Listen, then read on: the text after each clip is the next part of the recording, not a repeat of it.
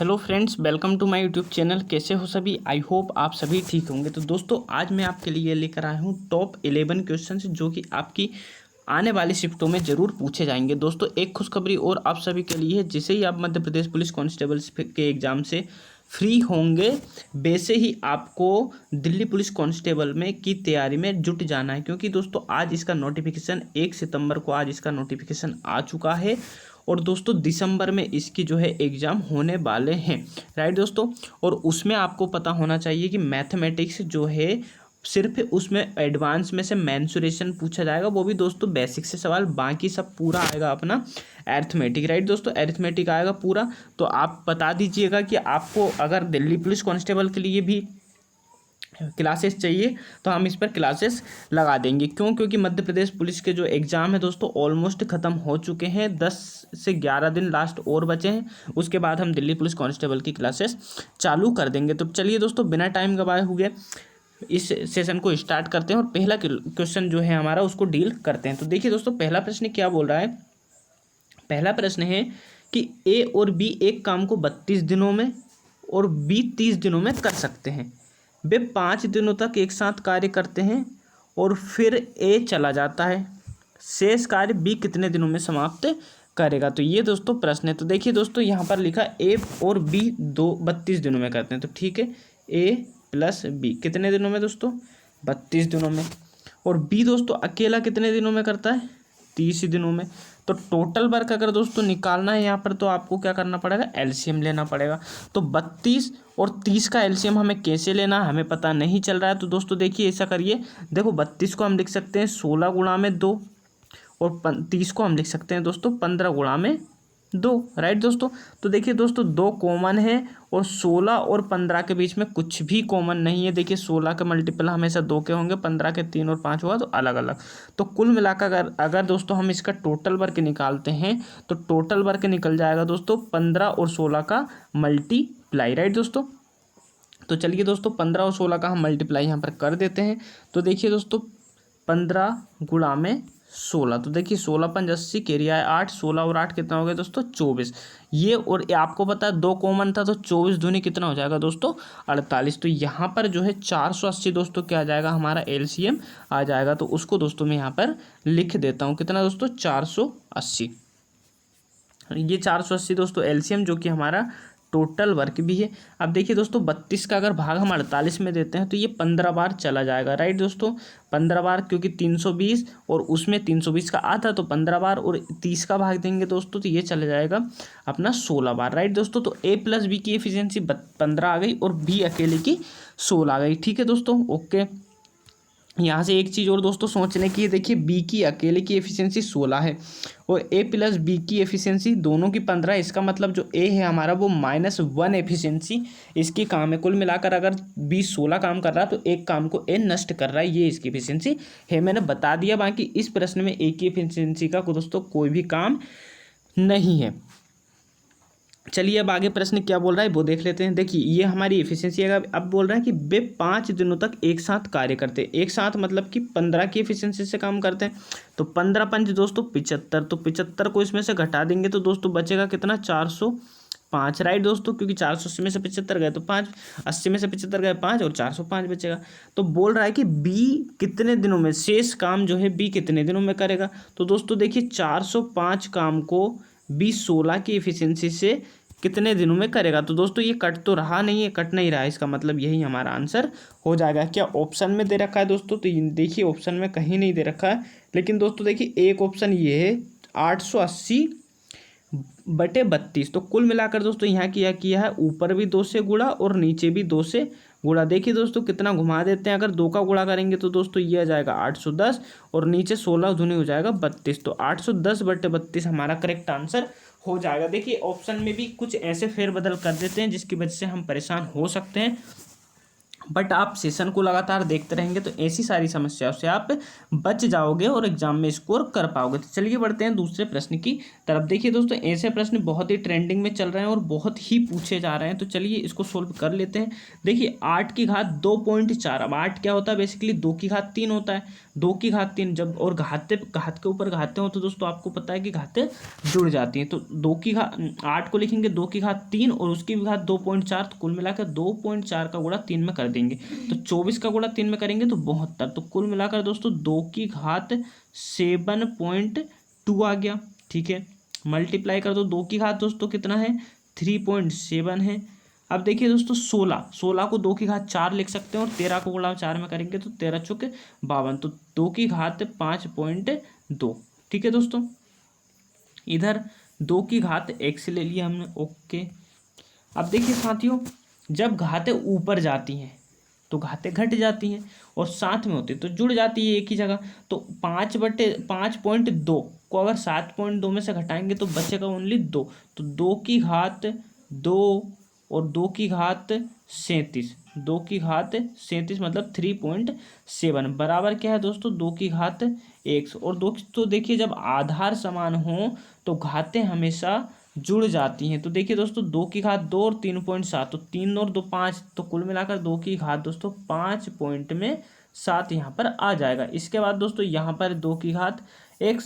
और अब दोस्तों एक और प्रॉपर्टी यहाँ से निकल रही है, वो क्या है दोस्तों, जब आधार समान हो तो घातें भी आपस में समान हो जाएंगी। दैट्स वाई x की वैल्यू क्या हो जाएगी दोस्तों 5.7, तो 5.7 जहाँ भी है सी ऑप्शन में वो हमारा करेक्ट आंसर हो जाएगा। चलिए बढ़ते हैं अगले प्रश्न की तरफ।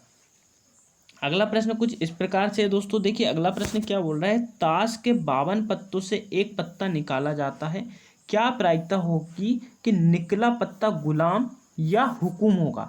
गुलाम या हुक्म। अब गुलाम दोस्तों क्या होते हैं आपको पता है, गुलाम को इंग्लिश में दोस्तों कहते हैं जोकर, मतलब कि पत्ते की लैंग्वेज में मैं कह सकता हूँ, राइट, जोकर कहते हैं। और हुकुम, हुकुम मतलब होते हैं जो सेट्स होते हैं ना दोस्तों, ब्लैक जो पत्ते होते हैं, ब्लैक में कौन से, जो ब्लैक पान होता है, राइट दोस्तों, ब्लैक जो पान वाला होता है उसे हम हुकुम कहते हैं। ठीक है, अब दोस्तों पत्ता 52 में से एक निकाल रहे हैं, तो एक निकालेंगे तो कैसे निकालेंगे, देखिए 52C1 क्योंकि एक निकाल रहे हैं। ठीक है साहब, और आपको पता है जब या वाली कंडीशन आती है दैट्स वाई वहाँ जुड़ जाता है। ठीक है, अब गुलाम कितने होते हैं, 4 होते हैं, तो 4 गुलाम में से दोस्तों एक गुलाम। ठीक है, अब हुकुम का पत्ता या तो 4 गुलाम एक गुलाम हो या हुकुम है, तो देखिए दोस्तों हुकुम में कितने पत्ते होते हैं 13 होते हैं, लेकिन एक गुलाम पहले चला गया तो बचा कितना दोस्तों 12, तो 12 में से एक यहाँ पर हमें चुनना है। ठीक है, अब आपको पता है कि NC1 होता है दोस्तों N, राइट, तो ये यहाँ पर प्रॉपर्टी लगती है कॉम्बिनेशन में। तो देखिए 4 प्लस में 12 बटे में दोस्तों कितना हो गया 52, तो 4 से दोस्तों इसको सबको काट दीजिए। तो देखिए दोस्तों 4 एकम 4, 4 तिया 12 और 4 से काटेंगे 13, तो कुल मिलाकर 1 और 3 कितना हो गया दोस्तों 4 और बटे में 13, तो 4/13 हमारा क्या हो जाएगा दोस्तों करेक्ट आंसर हो जाएगा। देखिए दोस्तों यहाँ पर आप जोड़ करने के बाद भी काट सकते थे, मैंने बिना जोड़े काट दिए। यहाँ पर 12 4 16 हो जाते, 4 चूक 16 और 13, 4/13 यहाँ पर आपका करेक्ट आंसर आ जाता है। ठीक है दोस्तों, चलिए बढ़ते हैं अगले प्रश्न की तरफ। देखिए अगला प्रश्न क्या है दोस्तों, बहुत शानदार है और ऐसे ही छोटे छोटे प्रश्न एडवांस गणित से पूछे जा रहे हैं, लेकिन उनसे डरने की आपको कोई ज़रूरत नहीं है। देखिए 4 सेंटीमीटर ऊंचाई 3 सेंटीमीटर आधार त्रिज्या का एक बेलन पिघलाया जाता है और एक गोला बनाया जाता है। जब दोस्तों कभी भी कोई भी वस्तु को पिघलाकर अगर कोई अन्य आकृति में उसको ढाला जाता है तो उसका जो वॉल्यूम होता है हमेशा आपस में समान होता है, राइट, तो गोले की त्रिज्या यहाँ पर ज्ञात करनी है। ठीक है साहब, अब देखिए जो बेलन है और गोले की त्रिज्या के बराबर करना है, तो दोस्तों गोले की त्रिज्या ज्ञात करना है तो फॉर्मूला यहाँ पर क्या हो जाएगा, गोले की त्रिज्या मतलब गोले का आयतन होता है दोस्तों 4/3 पाई आर की, ये होता है दोस्तों गोले का आयतन, और बेलन का आयतन होता है दोस्तों पाई r² h। ठीक है, ओके, देखिए दोस्तों पाई से पाई गया। ठीक है, अब देखिए दोस्तों 4/3 गुणा में r की घात 3। अब देखिए दोस्तों r यहाँ त्रिज्या क्या दे रखी 3 और 3 का दोस्तों स्क्वायर है, तो 3 गुणा में 3। हाइट क्या दे रखी दोस्तों, हाइट दे रखी 4, तो यहाँ पर 4, तो देखिए साथियों 4 से 4 यहाँ पर कट जाएगा, इस 4 से ये 4 गया, तो r³ बराबर क्या हो जाएगा दोस्तों, ये वाला 3 अब इधर चला जाएगा, तो 3 गुणा में 3 गुणा में 3, और इधर घात 3 है तो यहाँ पर क्यूब रूट चल जाएगा, और क्यूब रूट से 3 बार है तो 1 बार आ जाएगा। तो कुल मिलाकर जो है हमारे गोले की जो त्रिज्या हो जाएगी वो कितनी हो जाएगी साथियों, वो 3 सेंटीमीटर हो जाएगी। आई होप कि आपको एकदम अच्छे से समझ में आ गया होगा। चलिए बढ़ते हैं अगले प्रश्न की तरफ। देखिए दोस्तों अगला प्रश्न क्या बोल रहा है। अगला प्रश्न है दोस्तों, एक समचतुर्भुज का क्षेत्रफल 175 वर्ग सेंटीमीटर है, एक विकर्ण की लंबाई 25 सेंटीमीटर है, अन्य विकर्ण की लंबाई ज्ञात कीजिए। देखिए साथियों समचतुर्भुज क्या होता है, समचतुर्भुज होता है सेम टू सेम जैसा वर्ग होता है वैसा ही हमारा समचतुर्भुज होता है। कुल मिलाकर उसकी चारों भुजाएं क्या होती है दोस्तों, समान होती है। बट इसका जो फॉर्मूला होता है दोस्तों, किसका फॉर्मूला, समचतुर्भुज का एरिया का, तो ये होता है दोस्तों 1/2 डायगोनल 1 इंटू डायगोनल 2। मतलब कि अगर समचतुर्भुज के क्षेत्रफल की बात करें तो ये होता है 1/2 मल्टीप्लाई में डायगोनल 1 मल्टीप्लाई में डायगोनल 2, जो कि किसके बराबर है, 175 के बराबर में है।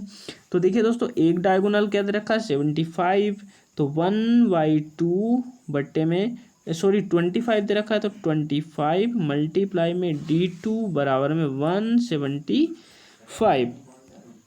अब देखिए दोस्तों 25 से 175 गया 7 बार। अब 7 का गुणा दोस्तों 2 में हो जाएगा, तो जो डायगोनल नंबर सेकंड है वो कितना, 7 दूनी 14 सेंटीमीटर यहाँ पर आ जाएगा। तो आई होप दोस्तों आपको समझ में आ गया होगा और आपने जान लिया होगा कि समचतुर्भुज का क्षेत्रफल क्या होता है और उससे हम कैसे निकाल सकते हैं डायगोनल को। ठीक है, ओके चलिए अगले प्रश्न की तरफ बढ़ते हैं। देखिए दोस्तों अगला प्रश्न फिर प्रायिकता प्रोबेबिलिटी से आ गया। क्या बोल रहा है, अच्छी तरह से फेंटे गए ताश के गड्डी से एक पत्ता निकाला जाता है। कितना दोस्तों, एक पत्ता निकाला जाता है।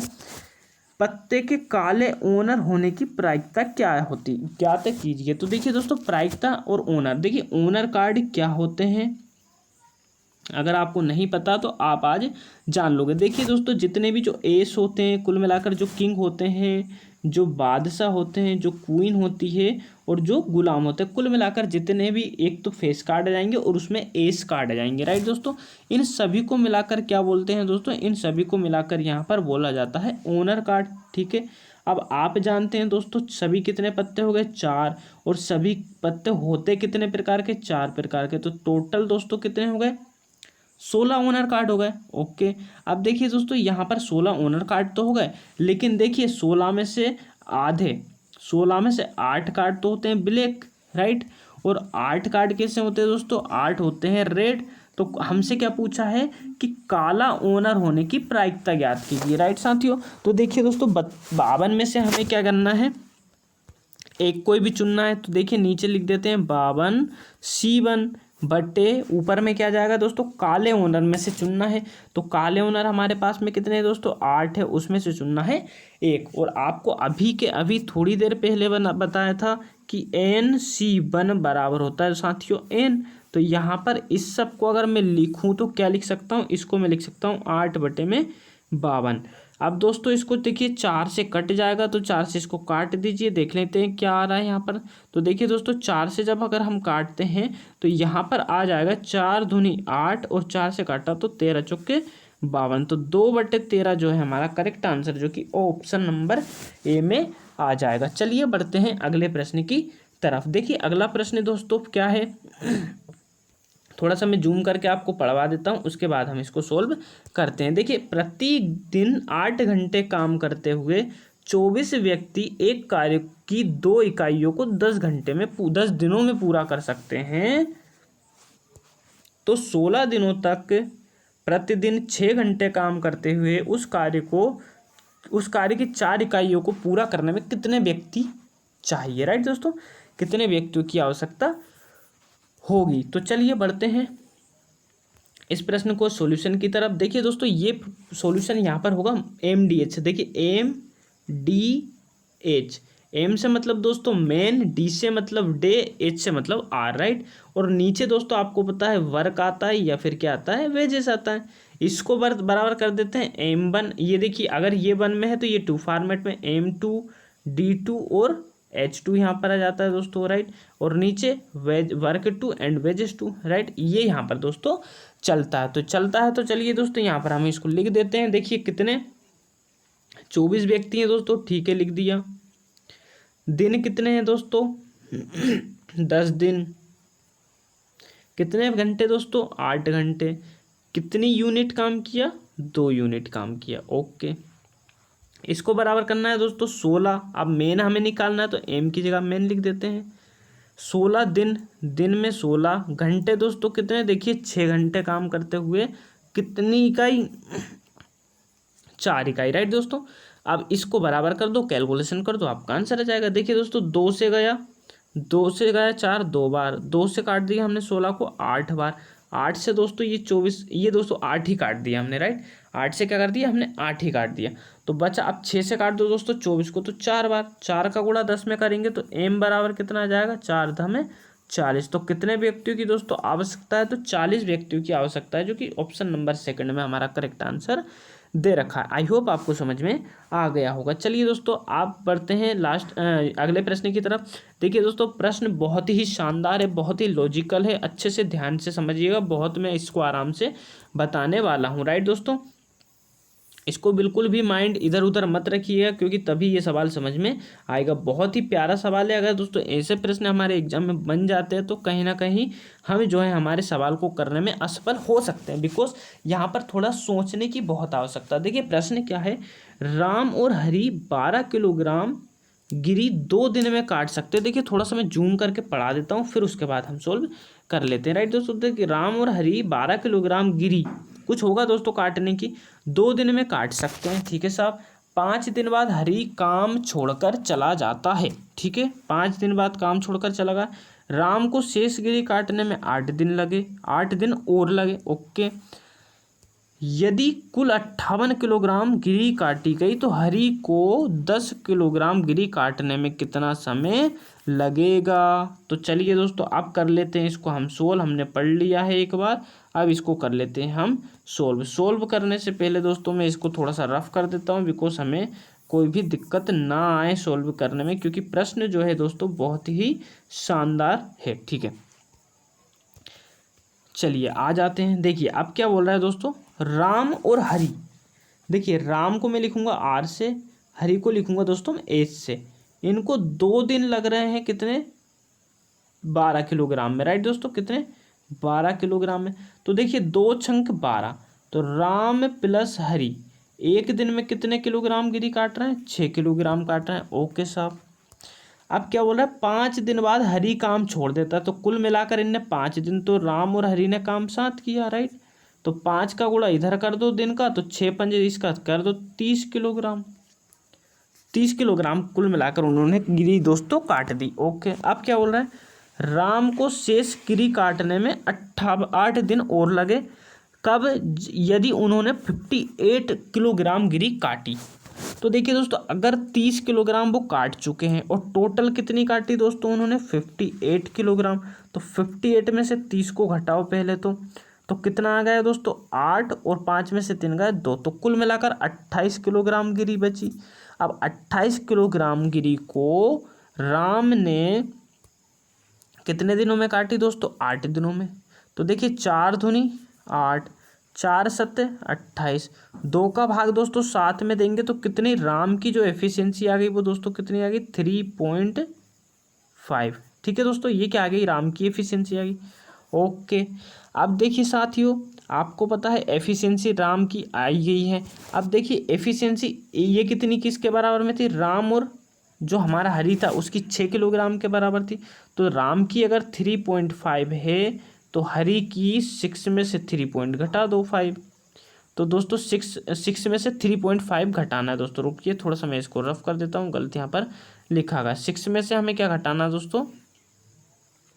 6 में से हमें घटा देना है 3.5। ये 3.5 कहाँ से? देखिए इस इक्वेशन से हम लेकर आए हैं, हरिराम को हमने माइनस कर दिया। जब इसको साथियों हम माइनस करेंगे 6 में से तो ये आ जाएगा दोस्तों यहाँ पर 2.5। अब ये 2.5 किसकी एफिशिएंसी है दोस्तों? तो ये हरी की एफिशिएंसी है, राइट साथियों, ओके। अब इसकी जो हरी की जो एफिशिएंसी 2.5 है तो उसको काटना है दोस्तों 10 किलोग्राम गिरी। अब 10 किलोग्राम अगर गिरी काटना है 2.5 की एफिशिएंसी, तो आपको सीधा सीधा दिख रहा है, बट मैं रफ करके फिर से आपको दिखा देता हूँ, ब्लैक से करता हूँ साथियों ताकि आप को एकदम हाईलाइटेड दिखे। देखिए मैं इसको साफ कर देता हूँ और यहाँ पर जो है मैं इसको एफिशिएंसी इसकी बता दूंगा, राइट दोस्तों। चलिए अब देखिए हरी हरी की एफिशिएंसी दोस्तों ये क्या है, 2.5 है। 10 किलोग्राम गिरी है, 2.5 की दोस्तों एफिशिएंसी से काटना है तो 2.5। अब ये देखिए 0 है तो 0 ऊपर चली गई, बचा क्या दोस्तों, 100 बट्टे हो गया दोस्तों 25। अब 25 का भाग 100 में दीजिए कितनी बार जाता है, तो देखिए दोस्तों 25 का भाग 100 में देंगे तो 25 से कम 25, 25 चौके 100। तो कुल मिलाकर दोस्तों हरी को 10 किलोग्राम गिरी काटने में 4 दिन लगेंगे। आई होप कि दोस्तों सवाल आपको बहुत अच्छा लगा होगा और अच्छे से आसानी सब समझ में भी आ गया होगा। चलिए बढ़ते हैं ऐसे ही बेहतरीन प्रश्न की तरफ। देखिए अगला प्रश्न फिर आ गया दोस्तों, बहुत ही शानदार। क्या बोल रहा है, एक आयत की भुजाओं का अनुपात हमारे पास 4:3 है। क्या है दोस्तों, 4:3 है। यदि उसका क्षेत्रफल 192 वर्ग सेंटीमीटर स्क्वायर है तो भुजाओं की बड़ी भुजा की लंबाई क्या होगी। देखिए दोस्तों अगर 4:3 दे रखा है तो हम इसका अनुपात मान लेते हैं 4x/3x, राइट साथियों, 4x/3x। ओके, अब आपको पता है इसका जो एरिया होता है वो क्या क्या होता है दोस्तों, लेंथ गुणित में विड्थ बराबर में एरिया हो जाता है। तो एरिया क्या है दोस्तों, 192। ओके, अब इसकी जगह हमें वैल्यू क्या रखनी है, तो वैल्यू रखेंगे, देखिए लेंथ हमने 4x मान ली और इधर विड्थ हमने 3x मान ली, बराबर हो गया दोस्तों 192। अब देखिए साथियों इसको हम काट देते हैं, तो देखिए 3 से काटा, 3 छंग 18, 3 चौक 12 और 4 से दोस्तों काटेंगे तो कितनी बार कटेगा, 16 बार। अब इधर दोस्तों x और x कितना हो गया, x² हो गया। अब दोस्तों यहाँ पर हम वर्ग निकालेंगे तो x बराबर कितना हो जाएगा, रूट में 16 और x रूट से बाहर निकलेगा तो क्या जाएगा, x बराबर में 4। क्यों, क्योंकि 16 जो होता है 4 का वर्ग होता है। तो आपसे पूछा सबसे बड़ी भुजा की लंबाई, तो देखिए दोस्तों किस अनुपात में हमें दे रखा है, 4x/3x। तो x की वैल्यू क्या आ गई, 4, तो 4 का गुणा 4 में कर दो दोस्तों, तो 4 चौके कितना हो जाएगा, 16 सेंटीमीटर, जो कि आपका एकदम करेक्ट आंसर हो जाएगा। किस ऑप्शन में दिया, देखिए ऑप्शन हम देख लेते हैं, तो ऑप्शन नंबर दोस्तों डी में आपके सामने दिया हुआ है। चलिए बढ़ते हैं अगले प्रश्न की तरफ। देखिए दोस्तों अगला प्रश्न क्या है, दो संख्याओं का अनुपात 3:4 है, उनका लेसेपे मतलब एलसीएम 60 है, तो एचसीएफ ज्ञात कीजिए। देखिए दोस्तों एलसीएम एचसीएफ क्या होता है कि एचसीएफ गुणा में दोनों संख्याओं का अनुपात बराबर यहाँ पर एलसीएम आ जाता है 60। अब एलसीएम हमें एचसीएफ ज्ञात करना साथियों, तो देखिए एचसीएफ हमें ज्ञात करना है तो ये a गुणा बी कहाँ चला जाएगा, 60 के नीचे, क्योंकि इधर गुणा में तो यहाँ पर भाग में आ जाएगा। तो 4×3 हम यहाँ लिख देते हैं। तो देखिए दोस्तों 4×3 होता है 12 और 12×5 होता है 60। तो कुल मिलाकर एचसीएफ हमारा कितना आ जाएगा साथियों, एचसीएफ हमारा 5 आ जाएगा। आई होप कि आपको इजीली समझ में आ गया होगा। दोस्तों आज का लास्ट प्रश्न है और बहुत ही शानदार प्रश्न है। देखिए दोस्तों यहाँ पर प्रश्न देखिए हिंदी इंग्लिश दोनों में आपको बता देता हूँ मैं। प्रश्न क्या है साथियों, देखिए 2 पासों को उछालने पर निःशेष घटनाओं की संख्या होगी, या फिर इंग्लिश में इन throwing of 2 dice what is the number of exhaustive event, right दोस्तों। एग्जॉस्टिव इवेंट को हम इंग्लिश हिंदी में कहते हैं निःशेष घटनाओं की संख्या। अब निःशेष देखिए अगर इसको दोस्तों इजीली अगर मैं भाषा में बता देता हूँ तो यहाँ पर जो है हमारा टोटल चीज़ें यहाँ पर पूछी जाती है हमें कि टोटल पॉसिबिलिटी क्या है, टोटल पॉसिबल वे क्या है, मतलब होने वाले, राइट। अब देखिए पाँसे, अब दोस्तों पाँसे क्या होता है, पाँसा जो होता है हमारा डाइस होता है और आपको पता है डाइस पे नंबर अंकित होते हैं, वो कहाँ तक होते हैं साथियों, तो आप भी जानते हैं कि वो 1 से लेकर दोस्तों कितने तक होते हैं, 6। तो कुल मिलाकर कितनी फलक हो जाती है दोस्तों, 6 हो जाती हैं। तो एक में 6 तो दूसरे में भी क्या हो जाएगी दोस्तों, दूसरे में भी 1 से लेकर 6 हो जाएगी। और जब दोस्तों निःशेष घटनाएं होती हैं, निःशेष का मतलब क्या होता है साथियों, निःशेष का मतलब ये हो जाता है कि टोटल जो पॉसिबल आउटकम्स है वो कितने होंगे, राइट। तो देखिए दोस्तों जब 1 होता है तो 6 होती है और जब 2 डाइस होंगे तो 6 का वर्ग हो जाएगा, तो 6 का वर्ग कितना होता है साथियों, 36 हो जाएगा। तो टोटल जो निःशेष घटनाएं होंगी दोस्तों वो 36 होंगी, नथिंग एल्स। दोस्तों प्रश्न की लैंग्वेज डिफिकल्ट है बट ऐसे प्रश्न इजी होता है, अगर निःशेष आप समझ गए की टोटल पॉसिबिलिटी पूछी जा रही है, तो आप इसको ईजिली कर लोगे। राइट साथियों, अगर सेशन आपको अच्छा लगा होगा और आपको देखने के बाद अगर ऐसा लगा है कि हाँ सेशन से हमें कुछ बेनिफिट है, कुछ लाभ है, तो प्लीज़ सेशन को लाइक करें और दोस्तों के साथ शेयर करना बिल्कुल भी ना भूलें। अगर चैनल पर नए हैं तो चैनल को सब्सक्राइब करने के बाद सब्सक्राइब करने का तो बिल्कुल भी भूलना ही नहीं। क्यों? क्योंकि दोस्तों इससे मोटिवेशन मिलता है और इससे हम आगे के लिए ऐसे ही कार्य के लिए तत्पर खड़े रहें और हम प्रेरित रहे आपसे। राइट दोस्तों, तो चलिए दोस्तों मिलते हैं नेक्स्ट सेशन में। और दोस्तों आपको कमेंट करके अवश्य बताना है कि दिल्ली पुलिस कांस्टेबल की जो एग्ज़ाम जो क्लासेस हैं वो कब से स्टार्ट करनी है। जिन दोस्तों के पेपर हो चुके हैं मध्य प्रदेश पुलिस कांस्टेबल के, अब उनको दिल्ली पुलिस कांस्टेबल में लग जाना है। राइट साथियों, क्योंकि ये सेंटर की जॉब है, ये इससे भी बेहतरीन होती है। बट जिसका नहीं हुआ है वो अभी फिलहाल मध्य प्रदेश पुलिस कांस्टेबल पर फोकस करें और 12 सितंबर के बाद दिल्ली पुलिस कांस्टेबल पर आ जाएं। राइट दोस्तों, तो दिल्ली पुलिस कांस्टेबल की क्लास हम जल्दी स्टार्ट कर देंगे। अगर ऐसे ही ये वीडियो अच्छा लगा है तो वीडियो को लाइक करके शेयर जरूर करें। ठीक है दोस्तों, मिलते हैं नेक्स्ट वीडियो में, तब तक के लिए थैंक यू, बाय बाय। पढ़ते रहिए, हंसते रहिए।